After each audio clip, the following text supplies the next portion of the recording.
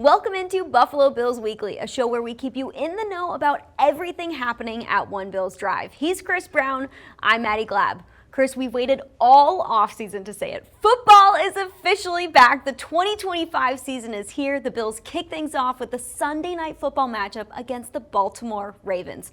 What's the excitement level right now? Yeah, I'm not going to lie. I'm pretty pumped. And it's due largely to the fact that week one, you get the rematch of the AFC divisional playoff from last year. I mean, that's pretty rare and pretty cool. Yeah.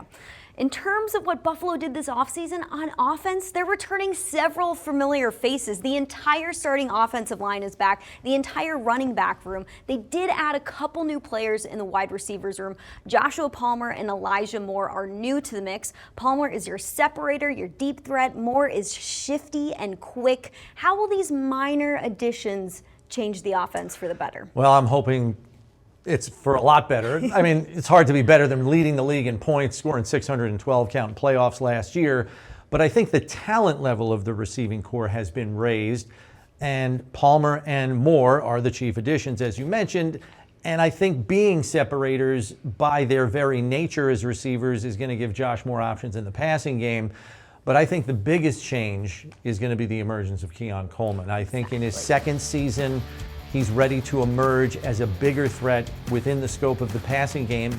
And if what we saw in training camp practices and the joint scrimmage against the Bears is any indication, look out. A lot of people might be overlooking the fact that some of these returners on offense could take a step forward. Tight end Dalton Kincaid is another player who could factor into this offense big time this season. Faced a slew of knee injuries last year. Spent all offseason in the building trying to get back to being an elite pass catcher. The one that we saw from his rookie season.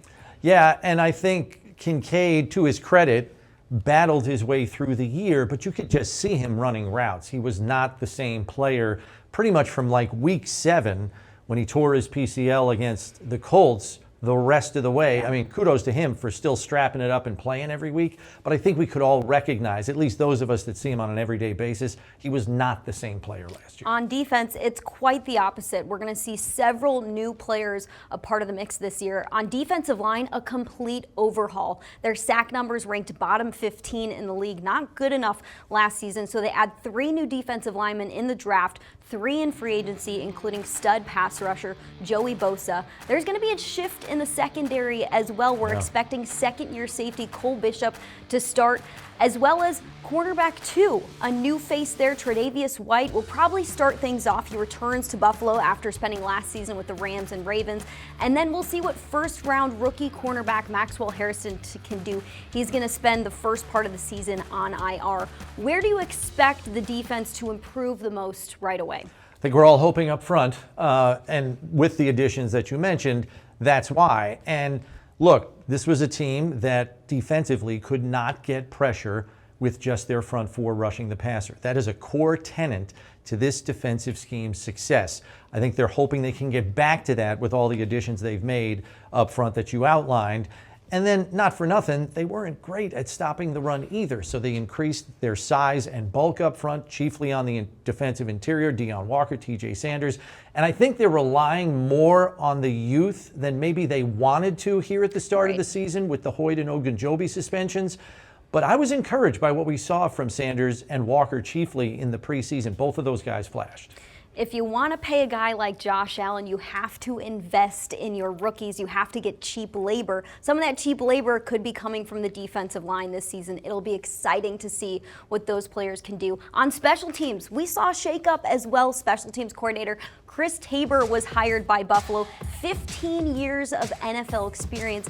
Tabor believes spending last season dissecting the dynamic kickoff from home will be an advantage for Buffalo. How much do you think Tabor could improve this unit? I think he could improve it a lot. For the first time since 2018, the Bills have a special teams coordinator who's actually filled that role elsewhere in the NFL prior. I think he can give this team a major game day advantage each and every week. I was talking to Bobby Babbage Sr. at training camp, and he was watching Tabor in practice. He described his coaching techniques as excellent. That's a guy that's coached for 30 years in this league. I think he's really going to give him an edge on game day. This is a team that has Super Bowl aspirations, and when you have those aspirations, every phase of the game matters. That includes special teams. Coming up next, we're diving into the best sound from the week. Don't go anywhere. Yeah, I mean, I think it's a chance to go out there and to win, you got to play at your best. When you're going against a quarterback that's great, you talk about Lamar. He's one of the best players to touch the grass, honestly. And you can't give him more opportunities than he needs. You can't give him short fields. He'll take advantage of those. So being on the top of our game on the offensive side of the ball and doing everything that we can, and we don't play on the offensive side. We don't play the quarterback. We play the defense and the defensive coordinator, and just doing everything that we can to really help our defense out. We know they're a great team, physical. Obviously they got a bunch of playmakers, in their skill positions, and then they're really good up front too. So they're a really well-rounded offense. They get the ball to a lot of different guys, and they got after us the first game, honestly. So we know what this game's going to be. We know the mindset that we have to have coming into this game, and at the end of the day, it's week one. It's gonna be what it's gonna be. We're excited to get ready and to go out there and play against another great team. It was gonna be a great motivation. It was the last game that we played as a unit, so to go back there and to play the same team that we lost to, that we believe that we should have won. We made self-inflicting mistakes, so everybody's fired, everybody's pumped up, everybody's ready to go. But it's one day at a time at this point. So I think it's true. It's more about everybody than it is about one person. It's a team going in there, and we're not shying away from the reality that's the game. That's the last game we played, and we didn't win, and we were disappointed by it. And we respect the Bills very much, and we know we got a tough game in front of us, and how good they are and well coached they are. But we're a very confident team too, and we know what a tough environment is. But we're very confident we can handle a tough environment. So we know it's our first game. Let's go in there and see where we're at and go from there.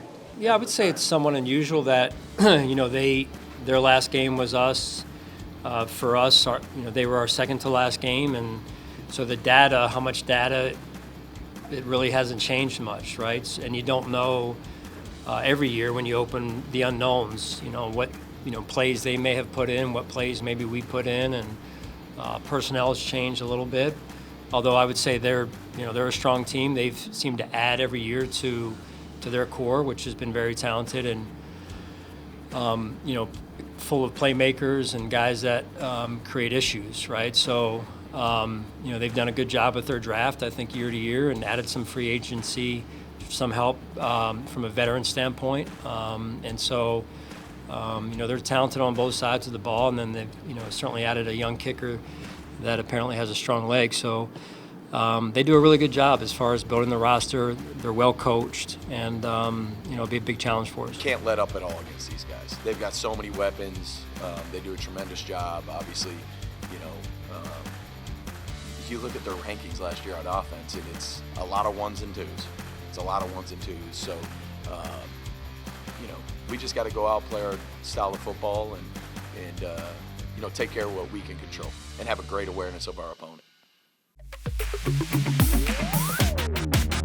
Welcome back to Buffalo Bills Weekly. We've got an exciting new segment for you this season featuring one of our good friends and former center, Mitch Morse. Morse is helping us break down everything you need to know about this huge Week 1 matchup against the Baltimore Ravens from a player's perspective, something different that we don't always get. We're calling it Morse Code. As a player, you're extremely anxious to get the season kicked off Week 1. You've suffered, or you want to say weathered, the mundane of training camp for the past 7 weeks. You've digested the details of what you're trying to do, both on offense and defense, and now you can let it fly against a meaningful opponent. You have an opportunity to kick off Sunday Night Football at home against a divisional rematch and an AFC North opponent in the Baltimore Ravens. Energy is not going to be a problem. The only reason I could see energy being a problem as a player is if you don't garner it correctly and let your emotions flare up and get outside of yourself. Speaking of the Ravens, they're going to come in feeling slighted from how the season ended the past year. They're open about the extra juice that they're going to have coming into Highmark Stadium, trying to prove to the world that what happened last year was a fluke. On defense, if I'm a defensive player, I'm just going to trust my instincts, which is a fancy word of saying I'm just going to trust my eyes. I know what they have. I know they love motions, but I'm not going to be afraid to make a mistake, and I'm not going to play timid, and I'm going to go out there and fly around trusting what I see. On offense, I'm going to trust the base rules that I've installed during those training camps because there is a bunch of unknown, but I'm not going to let that deter me even the slightest. I'm going to take care of the football. I know that that was a key part of why we won last year, and I'm not going to try to get impatient and do something sexier outside of myself. I'm going to try to keep the ball in our possession every chance I get. And I'm not going to get deterred if the run game doesn't work early. It's tough not to. It's tough as a fan. It's tough as a player. But you know those little chunk yards, even if you're staying ahead of the chains, is going to play a huge role later in that game when you can stay out of these third and longs and keep them in third and manageables to get those blitzes become a non-negotiable. The biggest thing for me, I think, as a player is trusting sideline adjustments. You don't know what's going to be thrown at you, but you trust the folks you have in your corner to make those adjustments so that you can go out there and execute when you next see that look that might have given you a little trouble. As a player, there's liberation in the unknown. I have no expectations of what they're going to do. I have an idea of what's going to happen or what they're going to present, but I will not go out there and play timid. I'm going to go out there and take a little bit of the juice from Highmark Stadium, which will be intense. And when my head hits the pillow, I know that I'll give it my all, and hopefully I smiled a little bit because that's something as a player I did not do enough. I love the insight that Morse provided. I'm excited for a lot more of that this season. What a transition from the NFL to doing things with the media. We love to see it, Mitch. Coming up next, we've got some stadium updates for you. Chris and I took a tour of the stadium recently and got to see all the new things that are happening across the street. Stick with us here. Welcome back to Buffalo Bills Weekly. He's Chris Brown, I'm Maddy Glab. This season kicks off the farewell season at Highmark Stadium as the new Highmark Stadium is coming together quickly across the street. When you drive by the current Highmark Stadium, you can't ignore what's happening across the street anymore, Chris. I mean, every single week something new is happening. And we had the honor to take a tour across the street, get to see what's going on, the latest updates, and get to walk through a good part of the stadium. What was your biggest takeaway from that tour? I think when you first walk in there, and a lot of people have said this, it's the intimacy of the building. The stacked seating makes you feel closer to everything, closer to the field, closer to the other side.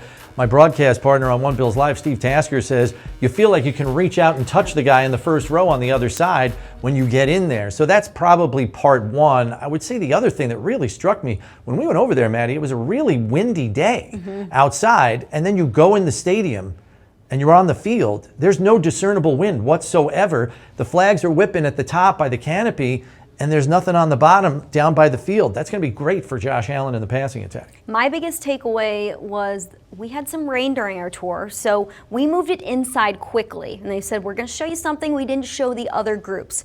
We got to see the indoor warm-up field that the Bills are going to have right off of the tunnel they'll come out of. And the way this has been planned for the players makes so much sense. You have an indoor warm-up field with turf. Next to it, you have the training room where guys will be taped getting ready for the game. Next to that, you're going to have a sauna and a cold tub. Next to that is the locker room. It makes too much sense. Everything is going to be so efficient for the Bills players. I cannot wait to see what it looks like because this thing is going to be state of the art. Yeah, I was also happy that the broadcast booth is going to be at the 40-yard line and not stuck in the corner like it is in a lot of the new stadiums. SoFi. Yeah. When I took that tour, I asked one of our tour guides, okay, where's Chris Brown going to be set up with Eric Wood? They pointed, and I was like, that is the most perfect view that you could have for something like that. I'm really excited to see what the press box is going to look like.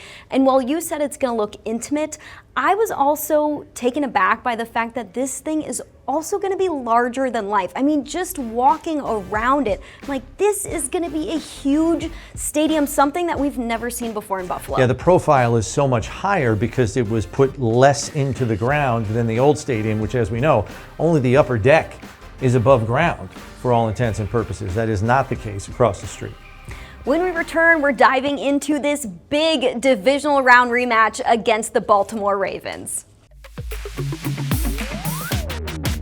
Week 1 features an epic matchup between two of the best rosters in the NFL in the Ravens and the Bills. You've also got a rematch of the divisional round game, which was decided by 2 points in Buffalo's favor. You have the last 2 MVP quarterbacks in Josh Allen and Lamar Jackson facing off against each other. This matchup has something for everyone. We know Allen and Jackson are going to do their part. They're 1 and 2 in terms of most touchdowns in the last 2 seasons. So let's dig into what will tip the scales on offense in this game. Which wrinkle do you think could be a deciding factor for each team? Yeah, I think for Baltimore, it's the effectiveness of their run game, the read option game that they'll employ along with straight downhill running by Derrick Henry. But when you've got Jackson and Henry as a part of the equation, that's when it becomes very difficult for opposing defenses, and you can get fooled sometimes. So the Bills have to really mind their P's and Q's, not have indecision or a lack of communication, fill the gaps, tackle well,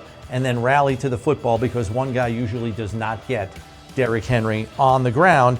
So you do all of that, you're in pretty good shape to force Lamar to throw the ball maybe more than they would like. They want to stay balanced. If you can get him out of that, that's good. But this is a big first test for that new defensive line for the Bills. And that's the thing that's so tough with the Ravens. You can stop one element of the game, but the other element can go off. The Ravens are so good in so many different personnel groupings that you have to be careful about. What you're seeing on the field might not be what actually happens when the ball is snapped. In terms of Buffalo, their run game went off last season. They ran the ball 48% of the time. They had a success rate of 50% when doing so, the highest in the Josh Allen era. The Bills didn't just pay running back James Cook to sit on the sidelines and eat sunflower seeds. Cook is going to be a huge factor in this offense. He tied for the lead with 16 rushing touchdowns this season, and the Bills have to have all their ducks in a row on offense. The offensive line has got to be the line that stays in their blocks, opens up things for the run game. The running backs in terms of James Cook, Ty Johnson, Ray Davis, you gotta be explosive because every yard is going to count against a Ravens defense who allowed 80 rushing yards per game last season, the best in the league. So you're going to have to be really meticulous about what you're doing every single down and distance. There has to be a purpose behind everything. Yeah, execution is going to count. It's going to be of paramount importance. And fortunately for the Bills, James Cook is a guy that can often make something out of nothing. And I think his greatest asset is not his breakaway speed. I think it's his decision-making on the fly. Do I have to hit it because the hole is closing quickly, or do I have to be patient because in a half a second this hole is going to open up and then I can go?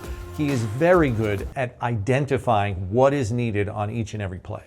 Each defense doesn't just have to worry about a running back who can go off at a moment's notice. You also have to take care of 2 MVP quarterbacks. What's going to be the separator here on defense for Buffalo? Yeah, for the Bills, it's to neutralize this offense and put them in long down and distance situations. That starts with run defense, as we discussed. Derrick Henry cannot be averaging over 5 yards a carry in this game because that's going to mean Baltimore's in 2nd and 5, 2nd and 3, and that gives Baltimore offensive coordinator Todd Monken his entire playbook to choose from. That's bad. So we've got to avoid that, number one. And then when you get to 3rd down and it's 3rd and 5 or 3rd and 7, you've got to get off the field. And we know the Bills had problems with this. It was a major thorn in their side last year, 29th and 3rd down defense.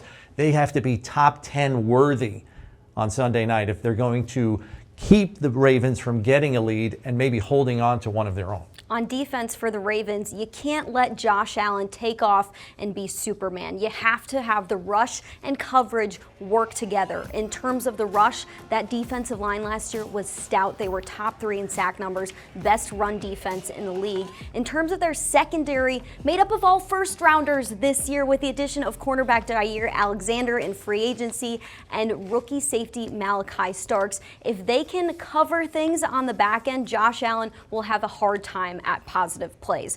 Now, when we're looking at this game from a bird's eye view, this is a big Week 1 matchup. The Bills and Ravens have Super Bowl aspirations. This game matters because it's against one of the best teams in the conference. What is the magnitude of this matchup?